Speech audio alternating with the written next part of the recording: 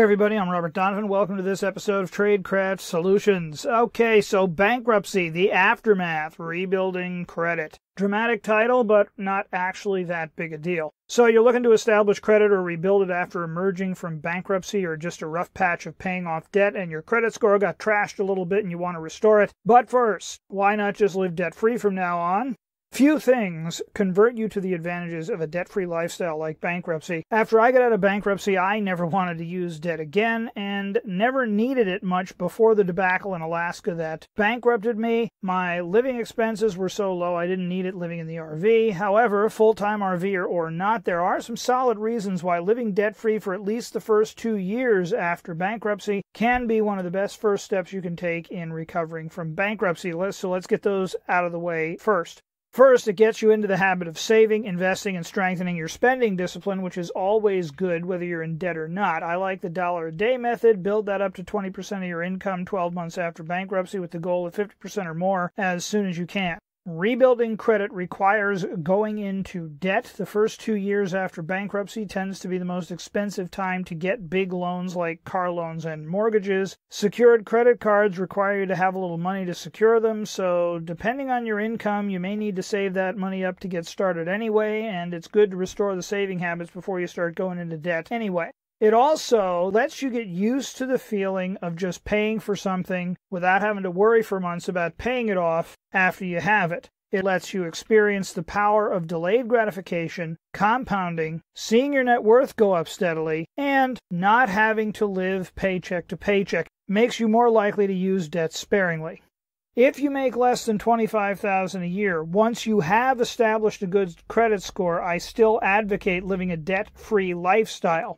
Now, on the other side of this, on the other hand, if you are really eager to get your credit score back up, it should be noted that while a low credit score will make it harder and more expensive to buy, lease, rent a house, condo, apartment, car, a credit score is useful for other things than going into ever more debt. For instance, high-trust professions may regard a person with a low credit score as a bribery risk. I have some experience with that myself as a network consultant. Some of the jobs I try to get have a security component to them, and when my credit was messed up, I have personally been told that the credit score does affect your ability to get certain jobs. Just something to think about. The other thing is that a low credit score can also make your insurance rates higher. They check that now. With things like that in mind, what constitutes a good or bad credit score? Well, the credit score ranges from 300 to 850.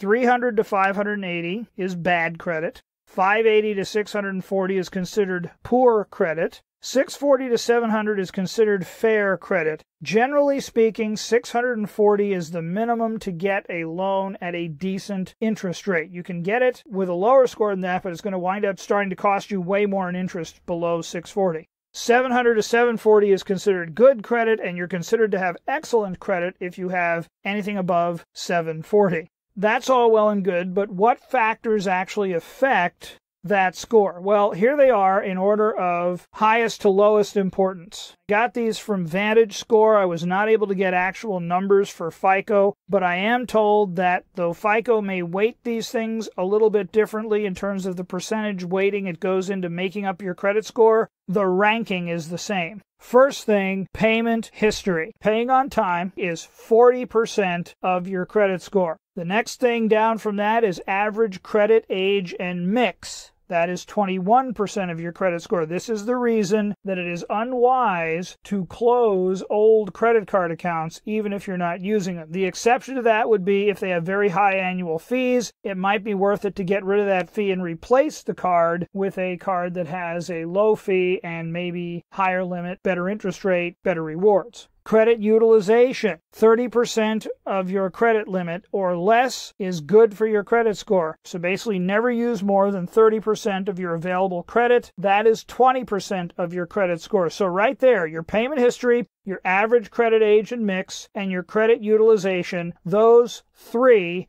81% of your credit score. Those are the three things you want to concentrate on. Below that, you have the balances. Higher balances, generally considered bad for your credit score. That's 11% of your credit score. Recent credit applications can ding your credit score a little bit. They're 5% of your credit score, and available credit, 3% of your credit score. If you're starting to work on your credit score, how long does it take for all of this to show up in your credit score? These are very loose estimates, but generally speaking, takes about 6 months to establish a score if you're just starting, and it can take up to 6 months to see improvements once you start working to improve your credit score. It'll take a total of 12 to 18 months if you're just starting out to get to 640 to 700, and expected to take a total of 24 to 36 months to get to 740 or higher.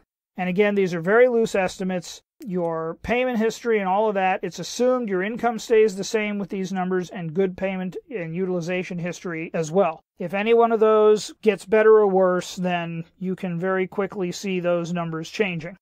So if you're establishing credit for the first time and you haven't already done this, the first thing you want to do as far as going about fixing or establishing credit, if you're just starting out, open a checking and savings account. You're trying to create a history of regular deposits and withdrawals, no overdraws, and a rising balance. This won't help your credit score. It establishes a savings habit. You're going to need these accounts if you want to get a secured card, so you may as well establish them right off the bat. They are also the first step in setting up any kind of automated personal finance structure, as I covered in a previous video on automating finances.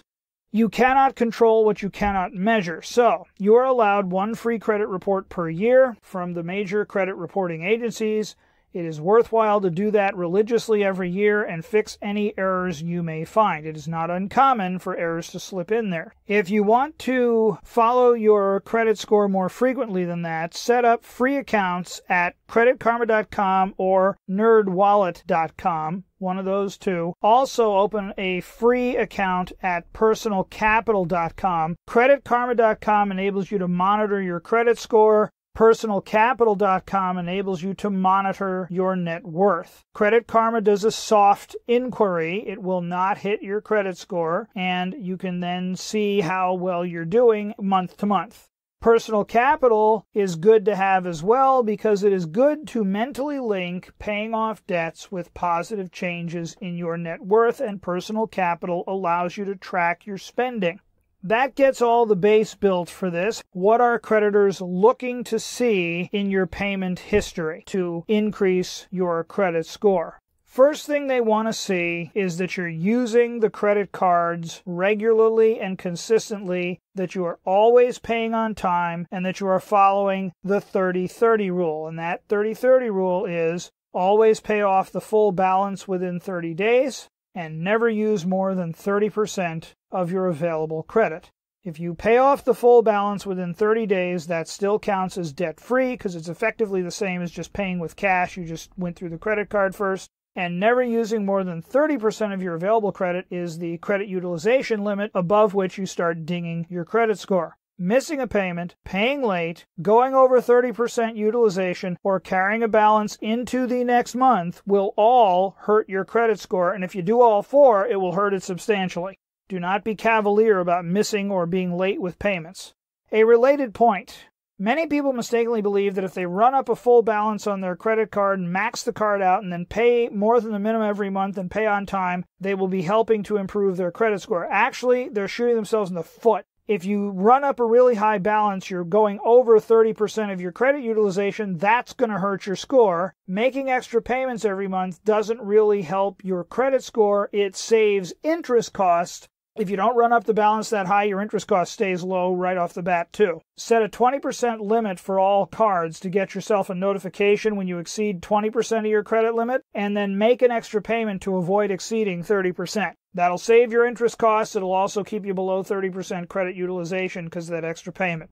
Never buy consumer items on credit cards you couldn't pay for right now with cash in an anticipation of money not yet received. Your credit card is an extra liability. Do not treat it as if it's extra money. There's a video I have on a buffer account that is useful for that. Be sure when you use the buffer account that you don't go over 30% of your credit utilization. In summary, establish savings goals and habits and a savings and checking account so that you'll have them when you need them to get started. Use credit cards consistently, never more than 30% of your limit, never carry a balance 30 days. First goal for your credit score is 640 or higher to have a decent chance of getting good interest rates. And now that we've clarified how the game works and gotten the necessary accounts set up, in the next episode we're going to get things rolling with a look at secured credit cards. If you found this content useful and want to help support the channel, please leave us a comment, like, or subscribe. Don't forget to click the bell icon if you subscribe to be notified when new videos come out. Welcome to any new subscribers. Always glad to have you guys come by and hope you like what you find here. If you want to see the full credit rebuild playlist, click the top left link. If you want to see the debt reduction playlist, click the bottom right link. The full Tradecraft Solutions playlist is in the third link, and we'll see you in the next video. Until next time, may the balance of your day be awesome.